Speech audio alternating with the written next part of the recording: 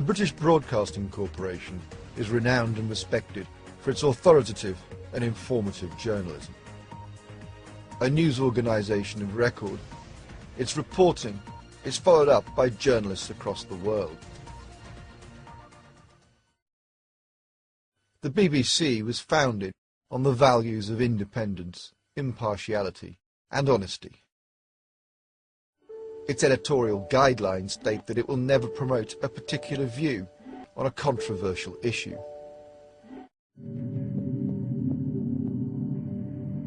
For around 70 years, the nation has trusted Auntie Beeb on her mission to inform, educate and entertain, even in times of war.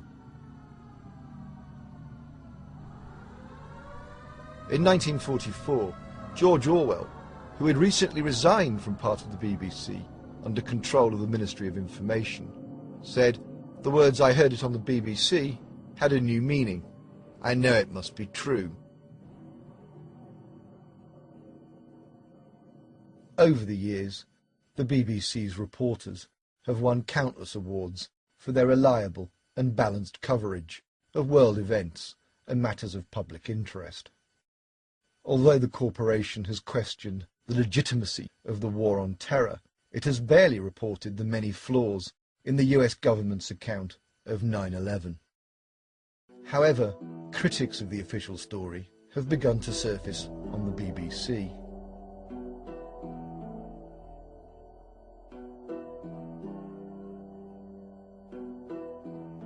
There was an initial explosion on the sub-level number 2, B2. There were 6 sub-levels in the building prior to the plane hitting the building. There are at least 10 characteristics of the way these buildings came down that can be easily explained by the use of explosives. And on other mainstream news channels. And the reason they're carrying out these false flag operations and blaming Islamic extremists, for example, is so that they can invade countries like Iraq and Afghanistan. And of course that's all very good for the arms industry, the oil industry and the finance industry. Okay, hey, slow down. I think you're going to... I've just got to join the dots up here.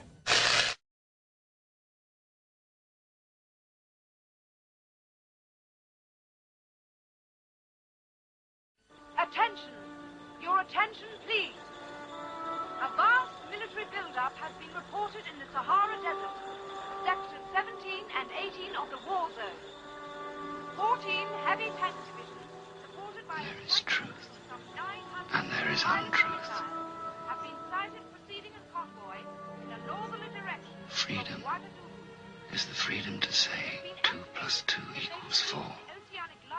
If that is granted, all else follows. That's the end of the announcement.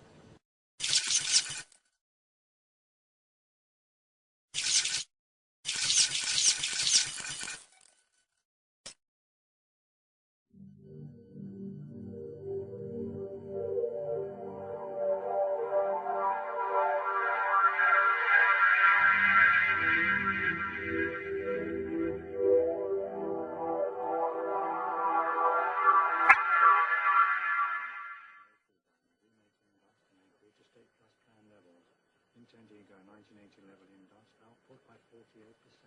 Stop demolition.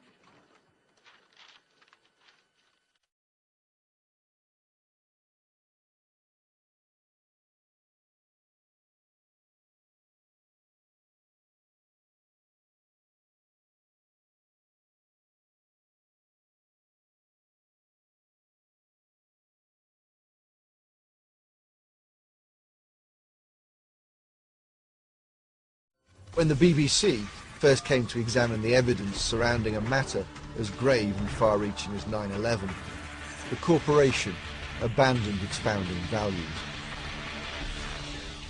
The Conspiracy Files was heavily promoted in the weeks prior to broadcast. It was introduced as a programme separating fact from fiction. After the show was aired, producer Guy Smith claimed that his team went back to primary sources and eyewitnesses. He claimed to have honestly represented the evidence, yet from the outset, broad-brush statements sought to mislead. The official account of what happened on that day is unequivocal. some people will have taken unequivocal to mean that there is no reliable evidence to challenge the official account. Throughout the programme, the BBC failed to state the exact source or particular official report for many of its assumptions. There are so many contradictions in these reports that US government bodies have had to continually revise the official account since the attacks. There are more than 50 different conspiracy theories about 9/11. What the BBC should have said is that there are hundreds of questions which the official story does not answer. So this happened, some 6 hours or so after the collapse of the World Trade Center. There is an abundance of scientific and forensic evidence to support alternative theories, yet the BBC and other mainstream news corporations have continued to dismiss this information as conspiracy theory. The Conspiracy Files and the BBC in general have failed to objectively present the detail of this evidence. The programme makers devoted far more time to showing certain theories to be wrong, rather than actually proving the official theory to be right.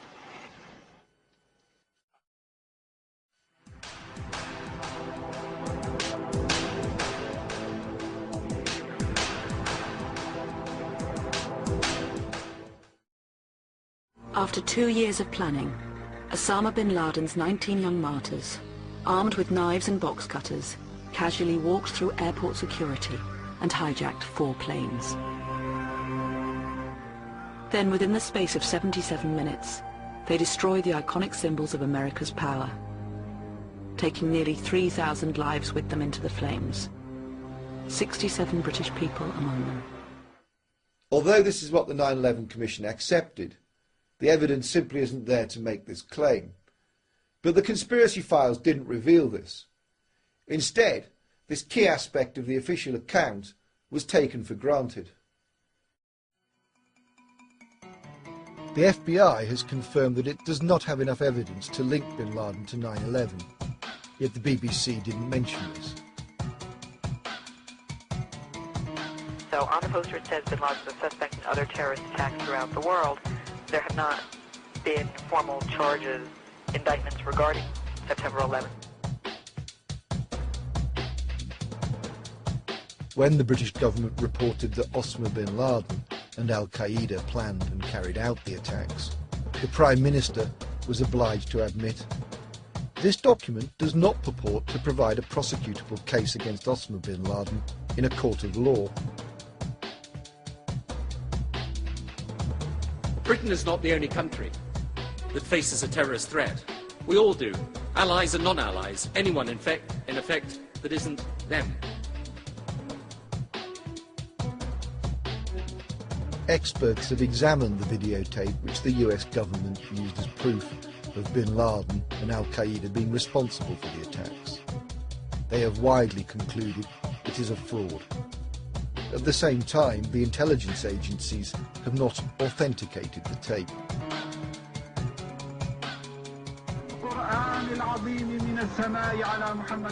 The BBC didn't say that credible news organisations have reported that bin Laden denied he was behind the attacks.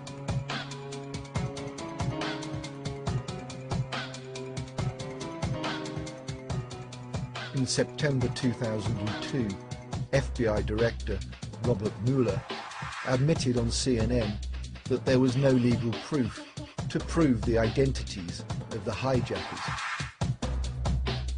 No Arab names were on the available flight manifests. And respected news organisations, including the BBC, have reported that some of the alleged hijackers are still alive.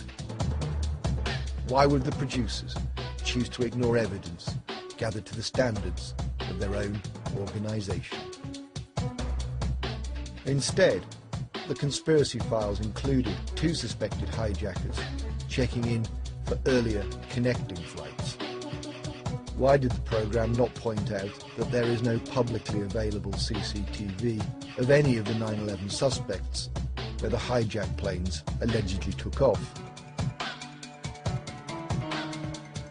The producers also failed to report the long-standing, well-sourced information detailing the symbiotic relationship between the CIA and Muslim terrorists.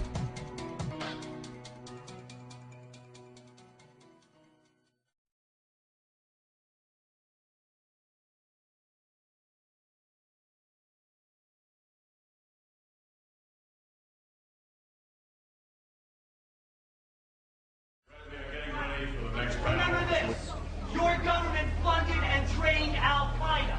Repeat it again, your government funded and trained Al-Qaeda.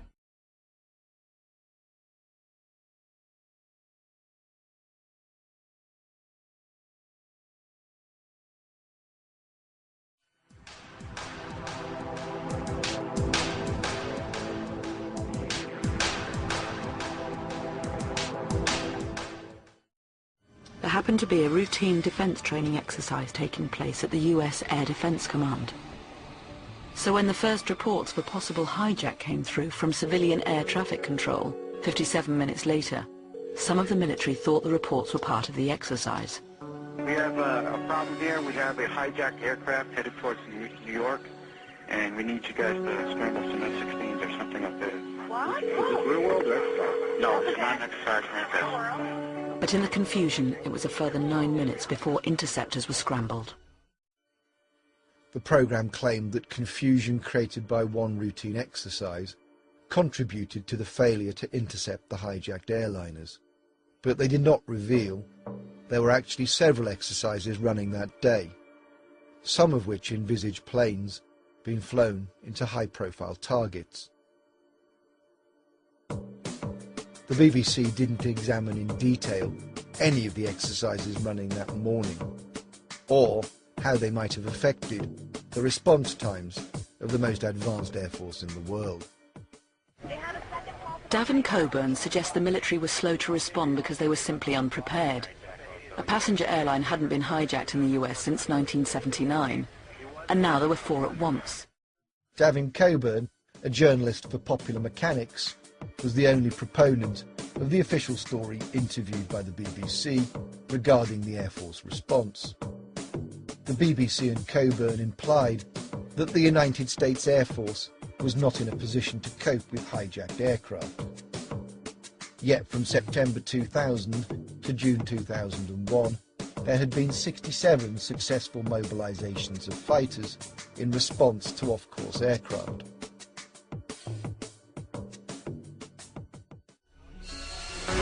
And even as they took off, the pilots were still unclear about exactly where they were supposed to go. We have a hijacked aircraft headed towards New York, and we need you guys to scramble some F-16s or something up there.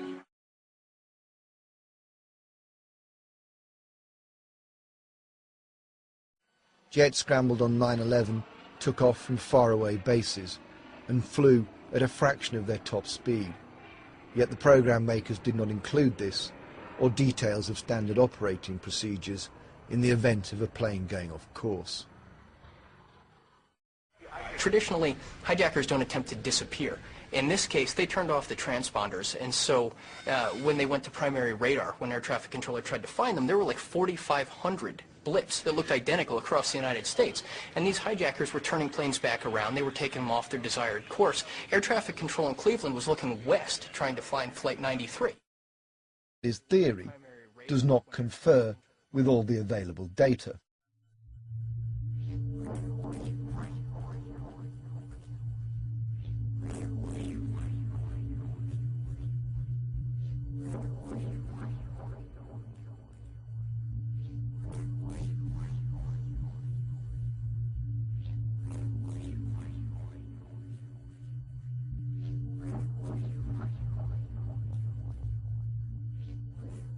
Air traffic control and military radar systems do not simply lose track of flights if they stray off course and their transponders are turned off.